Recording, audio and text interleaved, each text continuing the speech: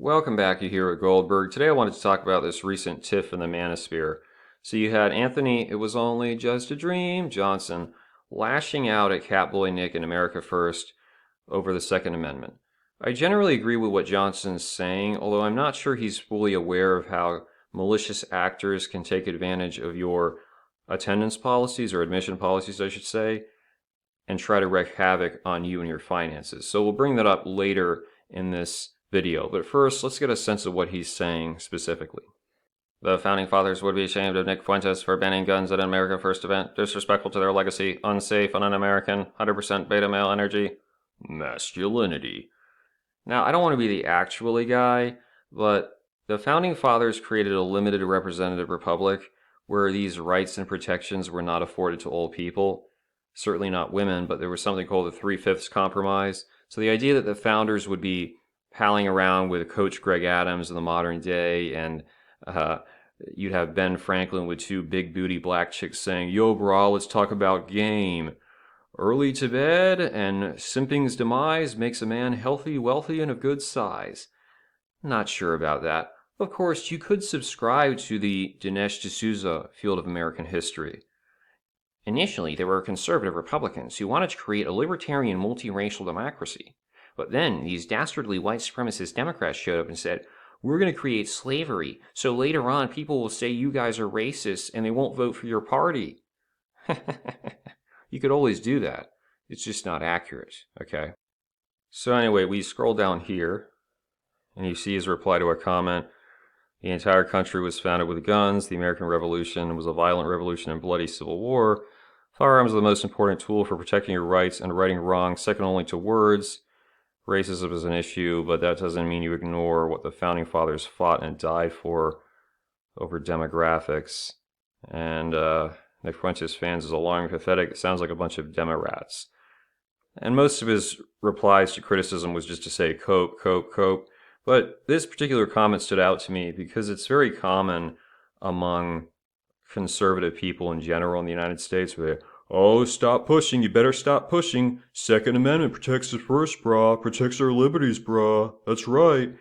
And look, let's just go back 3 decades, okay? In the 90s, you had a number of events which were considered to be grotesquely tyrannical, but that didn't change anything dramatically. Bush comes in, says the Constitution's just a piece of paper, does the Patriot Act, warrantless wiretapping.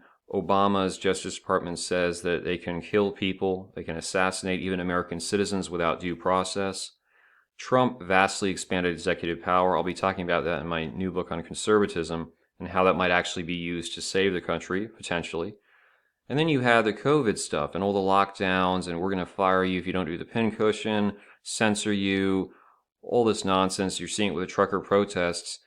And yet we still get this, "Oh, Second Amendment, bro." I mean, to me, it's just internet LARPing. It's what happens in a bourgeois liberal society where men don't really have the power to invoke these so-called rights. They don't, they're not going to be able to act as men and genuinely take a stand. So they do it on the internet, flexing, the manosphere. How many times you heard something like, "Oh, I'll pay your plane ticket, I'll beat the crap out of you."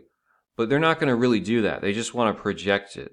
It's like this, bottled up rage that's finally being unleashed. And it's kind of sad, to be honest. All right, so moving on from that. "I carry a gun full time because unlike fake so-and-so pussies, I actually walk my walk. I don't live in my mama's basement." That's a boomer moment right there, dude. By the way, I disavow this other tweet here. It's very offensive.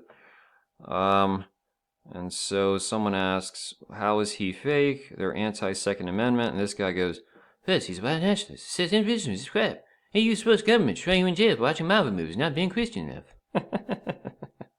Because as we all know, individualism and self-improvement stopped the southern border invasion. It has prevented the establishment of this new Indian and Chinese managerial elite in the country. It has blocked the warmonger cabal from wreaking havoc on the global stage. It stopped feminism dead in its tracks. Look, nothing wrong with those concepts inherently, but I think in this case, it's a practical business decision. If you are the president of the government or the manosphere, you want to have as wide of an audience as possible. And America First, let's just be real.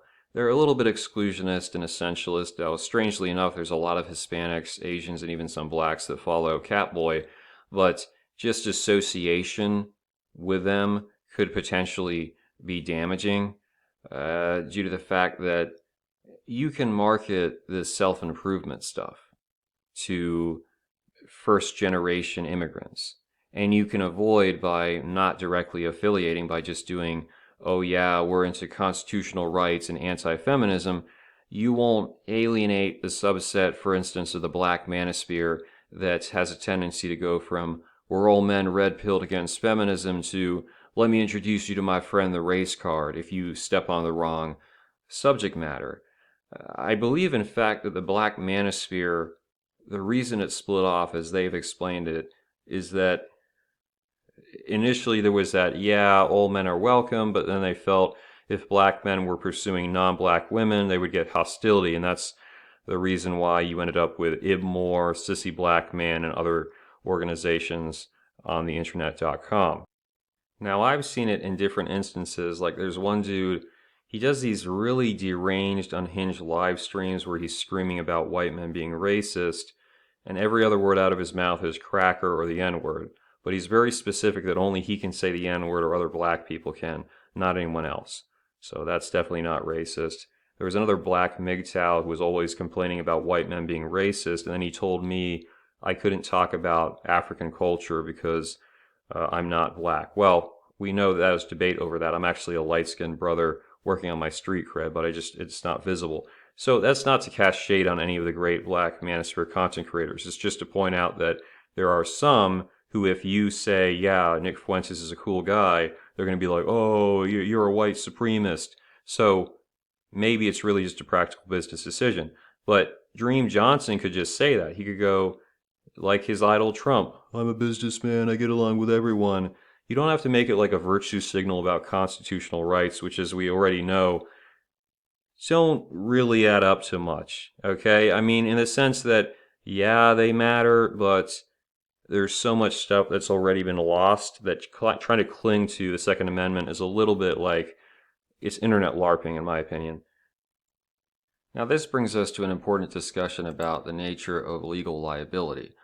I don't know if Nick Fuentes specifically said no open carrying, no concealed carrying, if that's like an AFPAC regulation or if it was the venue they're at.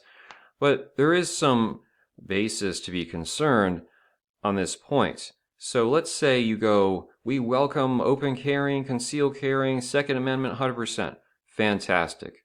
I'm all with you. But then you could have some SPLC infiltrator plant clown who says, okay, we'll go in there, take advantage of that, discharge a weapon, harm or seriously wound someone, and then turn around and you're getting sued, your organization is getting sued, oh, you should have had things safer, you created this dangerous environment.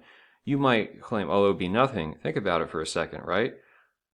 Those guys in Charlottesville, they were making a protest. They specifically didn't commit violence. They were hit with these massive judgments just a couple of months ago to basically bankrupt them so they can't function politically anymore.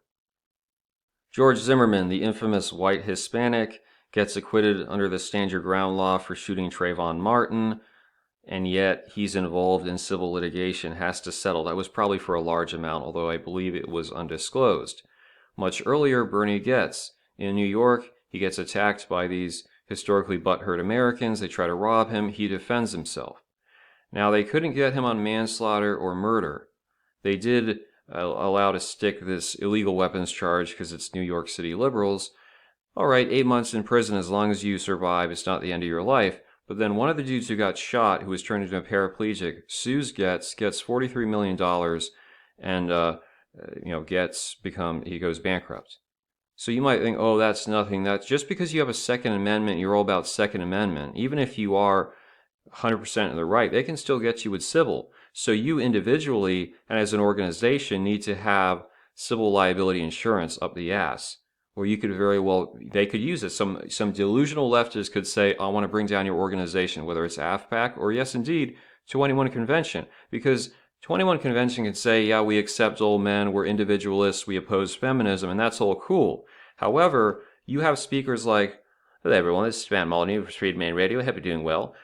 By simply having him there, according to the lamestream media, you are far right extremist, whatever. So all I'm saying is, yeah, it's cool to be like, yeah, pro Second Amendment, but just make sure you at least have that insurance coverage, because welcoming it is fine if you believe in it, but an opponent could use it and try to do a lot of damage to your organization. And don't believe that, oh, they would never. They absolutely are. These are degenerate people, and they will try to bring you down.